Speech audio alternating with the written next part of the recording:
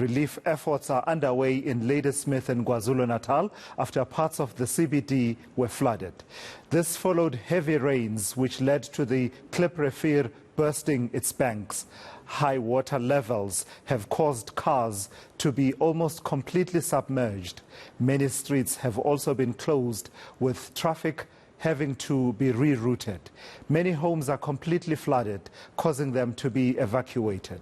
Well, let me take you to eNCA senior reporter Siphamandla Goge, who is in Ladysmith with the latest on that situation. Siphamandla, I see the sun has come out, which perhaps in a way will sort of ease, the concerns of the community. But the damage is done at this point. Tell me what you've been seeing as you've been going around Ladysmith.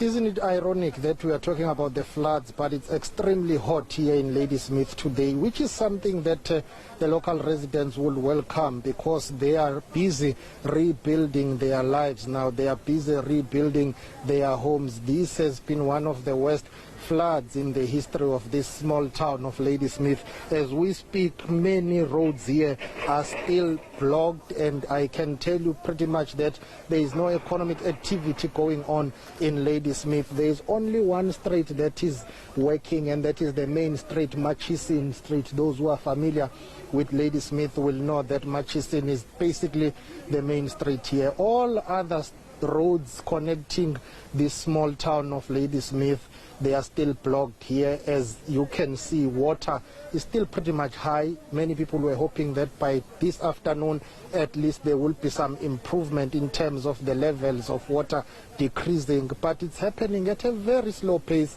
and the likelihood is that it will take almost a week for things to get back to normal here, and that is not good for business owners, for local residents here. People have been telling us that this has affected them severely. I'm going to ask my colleague Joko Man just to show you the other side here. You can see that there is nothing much that is happening, not too much of movement, except for people who are trying to rebuild their lives here. So what is currently happening is that relief efforts are underway, but as we speak, we are waiting for the MEC responsible for COGTA in KwaZulu-Natal, Siphamandla, who is currently in a meeting with the local municipality leadership. I'm talking about Tutugela District Municipality, and the local traditional leaders is eNCA Amakhosi from various areas across or around Umnambiti and surroundings. I can tell you that all of them are preoccupied with the issue of ensuring that they prioritize those who are heavily affected by these floods. Some people have been evacuated. We are talking about 70 people that have been evacuated, and I can tell you that we will get more information and statistics as we try to unmount this camera to Lasizwe so that we can take a closer look at what is currently happening here. Please bear with us for a while as we will move away from those visuals that we were showing you to try and show you one of the busiest streets here in Ladysmith, which is covered by water. There is nothing you can do to cross this, and taxi ranks that are usually on the other side of the street, there is nothing happening there. Taxi owners have had to find alternative means and ways of operating because there is nothing they can do. Look at this long stretch of road that is covered. There is water everywhere, and it's not subsiding anytime soon, and that worries too many people here, because this is one of the busiest streets. It's one of the streets that has got so many businesses that employ too many people, and business owners have been telling us that, well, for a week they don't think they will be able to operate simply because of these floods. So they have had severe socio-economic impact and consequences, and we understand that one person is still missing. There is a rescue effort that is underway, and it will resume shortly. So for now, that's all we know. Those are the facts that we can tell you, that it looks like it will take some time, days, even a week, if we can put it like that, to clear all of this and then to get the small town of Ladysmith to be operational again.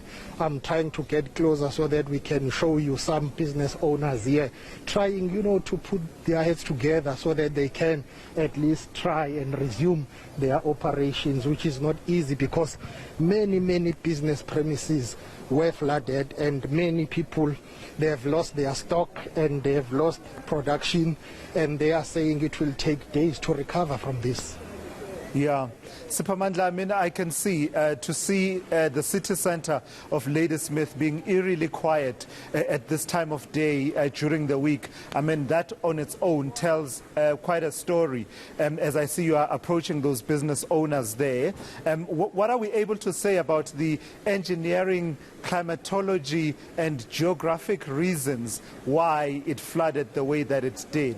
What happened? I saw a few moments ago while you were on the other street, I was actually looking at one of the drainage points on the street there. I'm wondering if that came into play, but also in terms of the river flow, the catchment area of Uthugela and other rivers as well, how all of that perhaps produced the perfect storm. What do we understand at this point to have caused such extensive flooding in Ladysmith?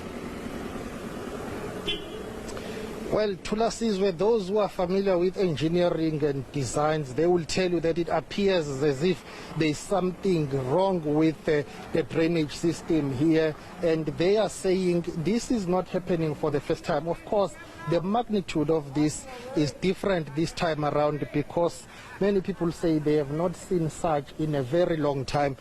I will ask Joe Komane to come back and pen again just to look at that street. Look at the amount of water that is just in there. Surely there is something wrong with the drainage system. We are trying to get an expert opinion on what could be wrong, but municipal authorities, provincial government authorities, and just business owners and people in general, most of them, they do agree, they concede that it appears as if Ladysmith as a town needs something to happen drastically in terms of ensuring that they sort out the drainage system here, because every time there are heavy rains, you will find that water will be just like this across various roads and streets here in Ladysmith. But this time around, because the rains were too heavy, that's why you have so much water, and because the drainage system appears not to be working as it should be working, this is attributed as one of the reasons responsible for these floods here in Ladysmith. And it appears as if after this,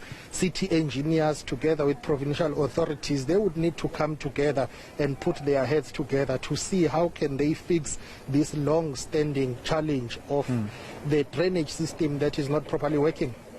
Yeah, all right, let's leave it there for now. eNCA senior reporter Siphamandla Goge live for us from Ladysmith there, just showing us those extraordinary scenes. In a way, you wouldn't believe it when you look at that. It has receded somewhat. It was worse than this yesterday was the situation in Ladysmith. As bad as it looks now, it looks slightly better than what it was yesterday. But my goodness, the damage is done.